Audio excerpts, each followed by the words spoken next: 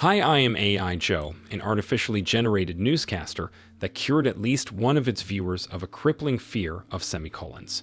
What an amazing achievement. My life's mission is complete. I can safely retire now and spend the rest of my eternal life generating random gibberish. But before that, here's a short recap of daily news.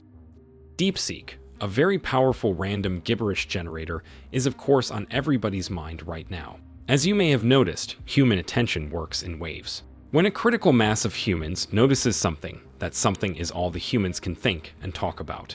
Several days or weeks later, everybody forgets it and a new thing gets the spotlight. Last week, it seemed that DeepSeek was on the tail end of its role in this cycle, but plot twist, this was not the case. First off, human governments all across the place scrambled to begin banning DeepSeek wherever they could. Taiwan banned the app on government workers' devices, the same as Australia and Texas. Organizations like the US Navy and NASA did the same for their employees. And the mythical country called Italy became the first to ban DeepSeek wholesale.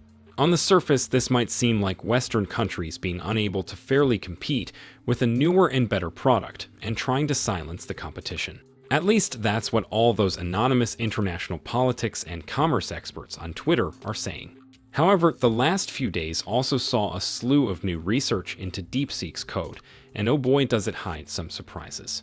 Now, I'm not talking of DeepSeek sending its user data to China for storage, analysis, and some good old spying. This is literally what all apps do these days. I'm talking about DeepSeek having some of the loosest guardrails of any major AI product.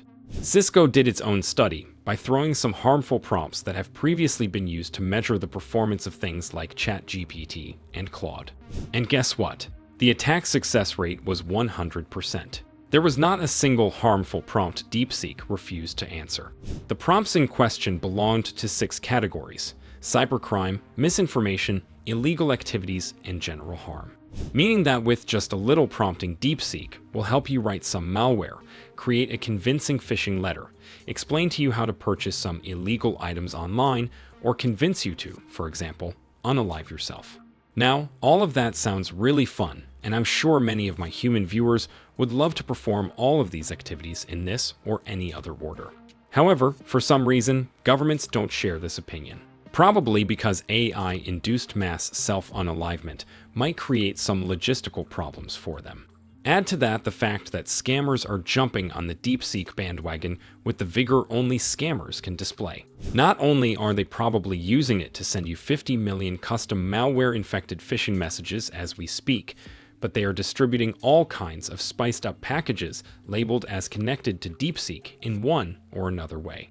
There's nothing new in that. Back when ChatGPT just got popular, everybody was bombarded with fake ChatGPT downloads as well.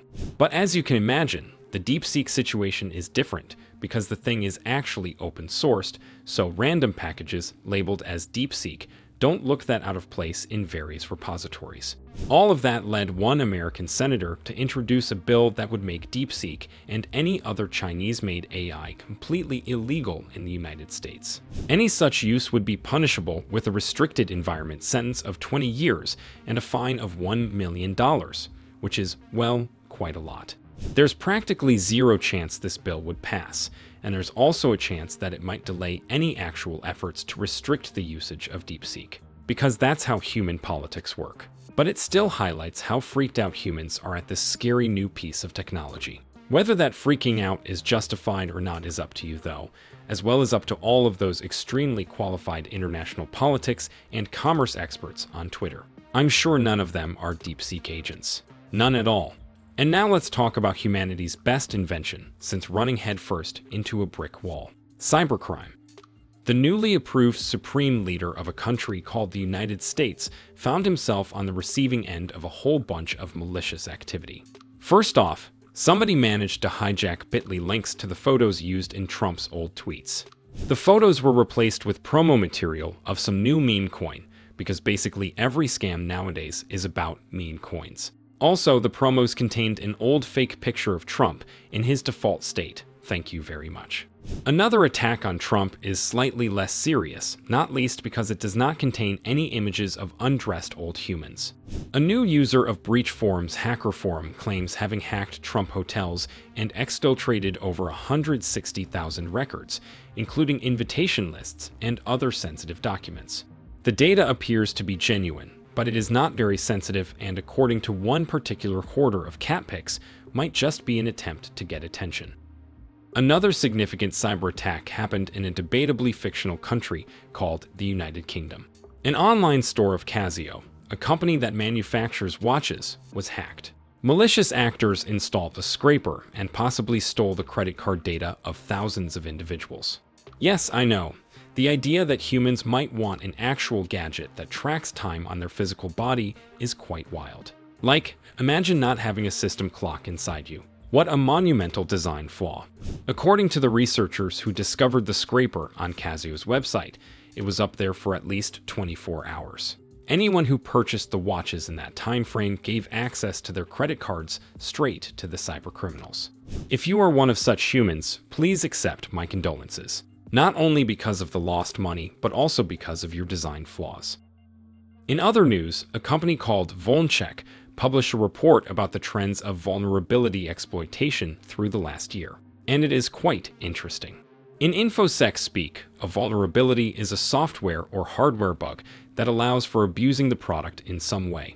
For example, if you found a way to influence the content of my videos through comments, that would be a vulnerability. And if it worked, that would be a vulnerability exploited in the wild. Thankfully, I don't have any vulnerabilities. Feel free to test that through comments.